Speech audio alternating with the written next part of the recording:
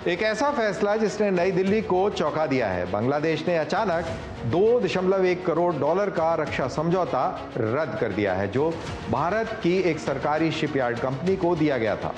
ये फैसला ऐसे समय आया है जब बंगाल की खाड़ी में जियोपॉलिटिकल कंपटीशन बढ़ रहा है और ढाका के रणनीतिक फैसलों में चीन का प्रभाव लगातार बढ़ता जा रहा है। हम इस खास रिपोर्ट में आपको देंगे पूरी जानकारी।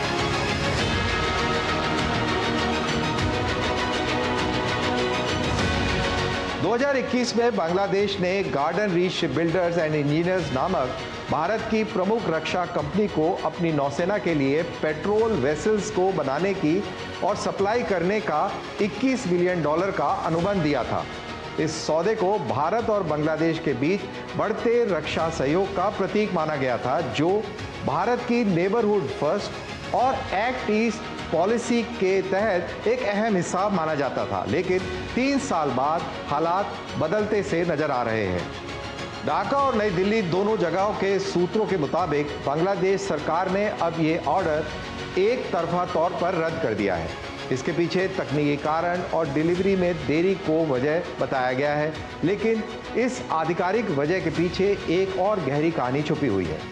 रणनीतिक जानकारों का मानना है कि बांग्लादेश के रक्षा ढांचे में चीन की बढ़ती मौजूदगी इसका असली कारण हो सकती है। आज ढाका के 70% से ज़्यादा सैन्य हथियार चीन से आते हैं, जिसमें पनडुब्बियां, फ्रिगेट्स और विमान भी शामिल हैं। ऐसे में इस सौदे को रद्द करना इस बात का संकेत हो सकता है कि बांग्लादेश अब और मजबूती से चीन के प्रभाव वाले खेमे की ओर झुक रहा है।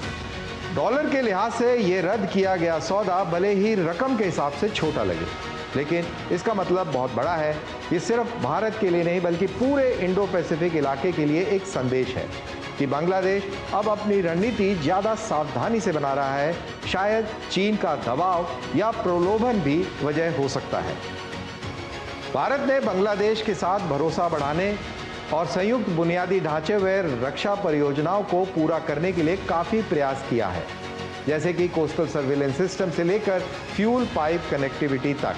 लेकिन नई दिल्ली चीन की बेल्ट एंड रोड इनिशिएटिव यानी BRI परियोजनाओं और हथियारों की बढ़ती बिक्री को इस क्षेत्र में हावी होता देख रहा है और इसकी चिंता भी लगातार बढ़ती जा रही है। अब GRSE के लिए इस सौदे का रद्द होना साख और व्यापार दोनों के लिहाज से एक झटका है। शिपयार्ड ने जहाज़ों पर काम शुरू कर भी दिया था, जो अब अधूरा पड़ सकता है या किसी और काम के लिए उनका इस्तेमाल किया जा सकता है।